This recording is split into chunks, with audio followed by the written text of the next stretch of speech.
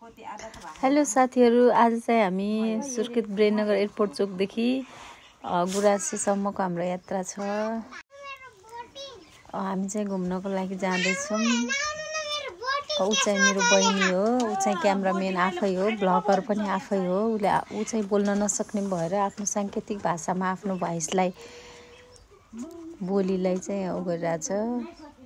ऊ चाहिँ बोल्न नसक्ने भएर हो। त्यसपछि हामी चाहिँ जाँदैछौँ।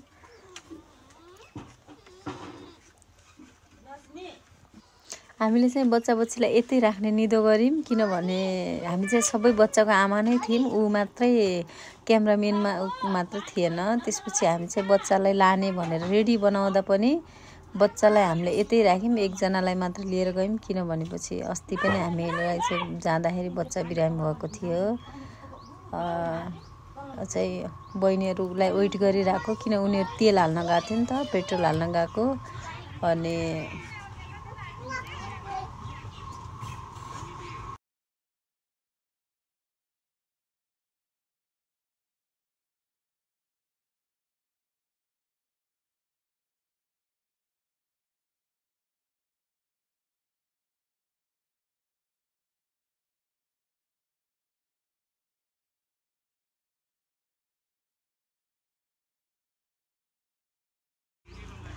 त्यसपछि हामी चाहिँ स्कुटीलाई हल्का सफा त गर्नु पऱ्यो नि त है। टाढा जाने मान्छे हल्का सफा गरेर यस्तो दामी देखिन्छ नि त। त्यसपछि म चाहिँ बसेँ, उनीहरू चाहिँ पेट्रोल हालेर पनि कालिम्पोङमा गयौँ। हामी एकछिन वेट गऱ्यौँ, किनभने भाउजू चाहिँ चटपटेको लागि सामान लिन जानुभएको थियो। चाउचाउ, कागती, चिसो, हल्का कोल्ड ड्रिङ्क पनि लिनु पऱ्यो। डाँडातिर हल्का त रमाइलो गर्नु पऱ्यो। त्यसपछि हामी एकछिन वेट गऱ्यौँ। ऊ भाउजू चाहिँ उताबाट पछाडिबाट आउँदै हुनुहुन्छ। थोरै सामान लगेर गएको थियौँ, किनभने हामी मान्छे पनि थोरै थियौँ नि त। हामी चाहिँ वेट गरिरह एकजना बेबी मतलब भाउजू आउनुभयो। त्यसपछि हामी हल्का गफसफ गऱ्यौँ। हाम्रो यात्रा त्यसपछि चाहिँ अगाडि बढ्न सुरु भयो। अब चाहिँ हामी लाग्नुपर्छ। घाम धेरै छ, किनभनेपछि यहाँ चाहिँ शीतल एकछिन वेट गरेको। अब यो चाहिँ कालिम्पोङ हामी चाहिँ लाग्यौँ। त्यसपछि सर कपासे हुँदै यो चाहिँ कपासेको माथि डाँडातिर जाने बाटो है। त्यसपछि हामी सर जाँदै थियौँ।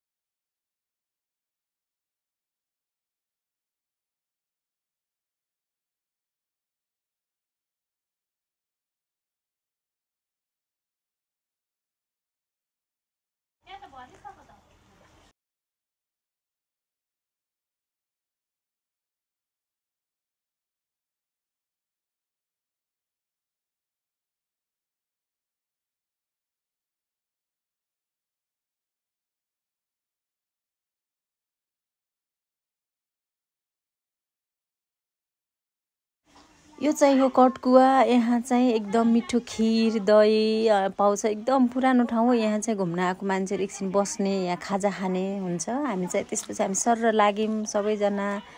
हाम्रो जाने ठाउँ भनेकै गुराँसी थियो नि त। त्यसपछि हामी गयौँ। बाटोमा हिँड्दा हिँड्दै थकाइ लागिरहेको थियो। म चाहिँ हल्का नर्भस थिएँ, किनभने म चाहिँ सेकेन्ड टाइम गएको थिएँ नि त स्कुटी लिएर। म चाहिँ एकदम डर लागिरहेको थियो। त्यसपछि ऊ चाहिँ ऐसेलु रे, उसलाई एकदम मन पर्थ्यो अरे। ऐसेलु टिप्यो, ऐसेलु खायौँ। खासै धेरै चाहिँ थिएन, हल्का हल्का। उसलाई चाहिँ मन पर्यो भएर ऊ चाहिँ मलाई स्कुटी रोकेर एकछिन भएन ऐसेलु खान पर्छ भनेर फेरि ऊ चाहिँ स्कुटी रोकेर ऐसेलु लिएर आयो। कति थोरै टिपेको ऊ चाहिँ खायो। त्यसपछि म चाहिँ वेट गरिरहेको थिएँ उसलाई छिटो आइज भनेर। त्यसपछि मलाई पनि थोरै दियो, मैले पनि खाएँ, मिठो थियो। त्यसपछि हामी फेरि लाग्यौँ है त अलि माथि।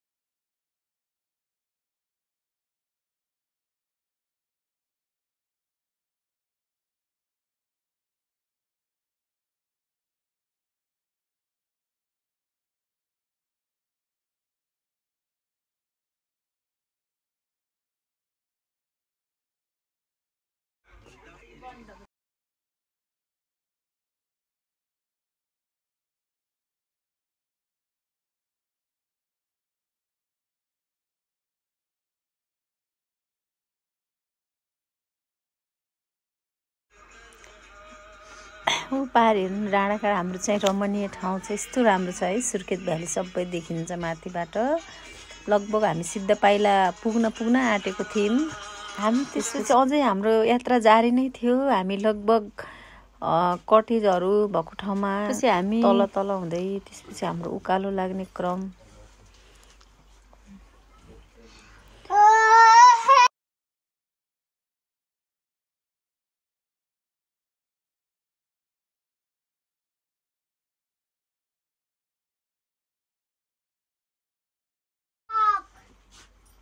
यस्तो राम्रो देखेको हेर्नु। वाउ नानीहरुलाई खाना खुवाइदेऊ।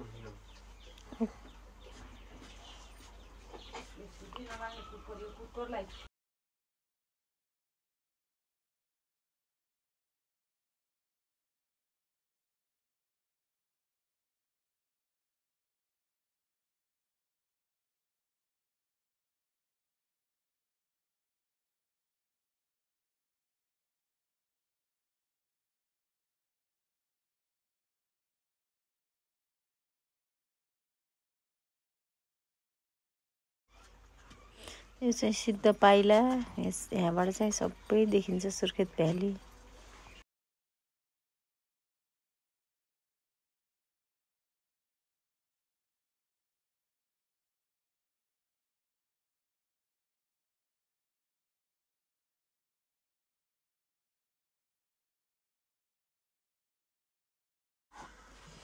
हामी चाहिँ पहिलोचोटि आउँदाखेरि एकदम धेरै लाली गुराँस फुलिसकेको थियो। यसपालि चाहिँ खासै थिएन, लगभग सकिन आँटेको थियो नि त चैत पनि, त्यही भएर लगभग कमै थियो एकदम। तर पनि हामी अब रहर त हो नि लाली गुराँस हेर्नलाई भनेर निस्केको थियो।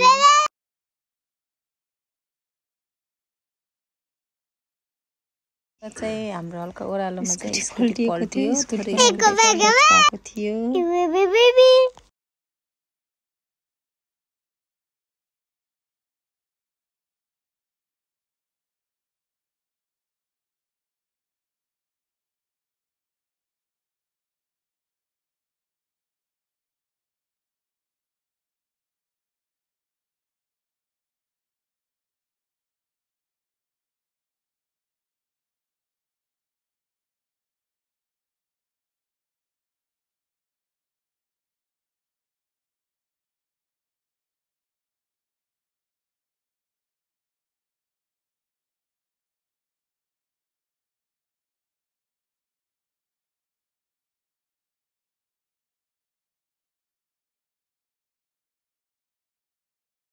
त्यसपछि हल्का हल्का लाली गुराँस भेटेको ठाउँ चाहिँ पायौँ। भएको ठाउँ हल्का हल्का लाली गुराँस थियो। अनि थोरै त टिप्नु पर्यो लाली गुराँस भएको ठाउँमा गइसकेपछि।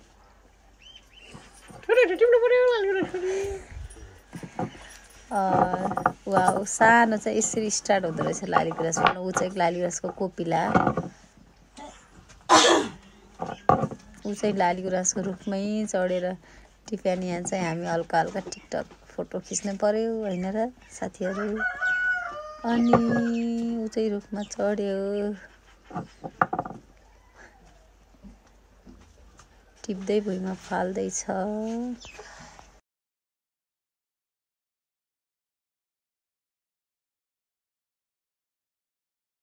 त्यसपछि यो हाम्रो भुन्टुङ हामीसँगको।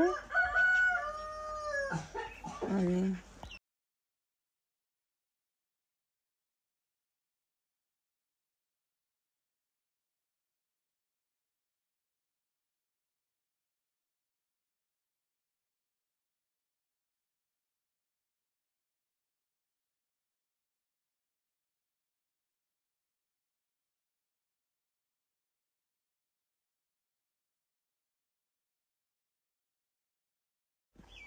उसले चाहिँ लाली गुराँसको उहरू कोपिलाहरू टिपेरै कस्तो दामी क्या है। फुल्नुभन्दा अगाडिको पनि क्या दामी देखेको क्या।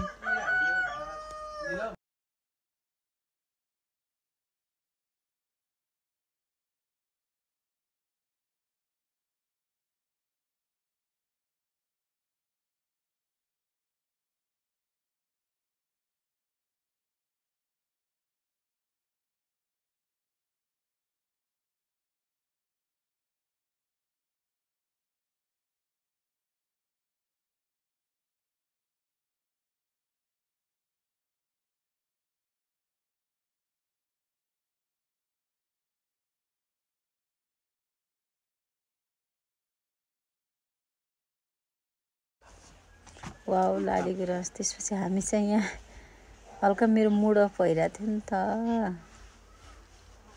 तै पनि समातिदियो मैले लाली गुराँस बाँडेँ। अनि यहाँ चाहिँ एउटा पुरानो घर रहेछ, हामी चाहिँ यहीँ बस्नुपर्छ है। हल्का अब चटपटे खानु पर्यो किनभने चाहिँ कति घुम्नु भनेर हामीले तन्ना लिएर गएको थियौँ, तन्ना ओछ्यायौँ। अनि तन्ना ओछ्याइसकेपछि एकछिन बस्यौँ। यो घर चाहिँ पुरानो भयो भने त्यहाँ चाहिँ शीतल थियो क्या, अनि हामी बस्यौँ है। हल्का हामीले लिएर गएको सानो थोरै चटपटे बनाउनको लागि सामग्रीहरू थियो। अनि हामी चटपटे खान रेडी। ऊ चाहिँ पुरा चाउचाउ दिएन भने रोइरहेको थियो। अनि चटपटे हाम्रो बन्यो। बनिसकेपछि हामी चटपटे मिठो थियो, सोचे भन्दा नि मिठो भएको थियो चटपटे। हाम्रो भिडियो यहीसम्म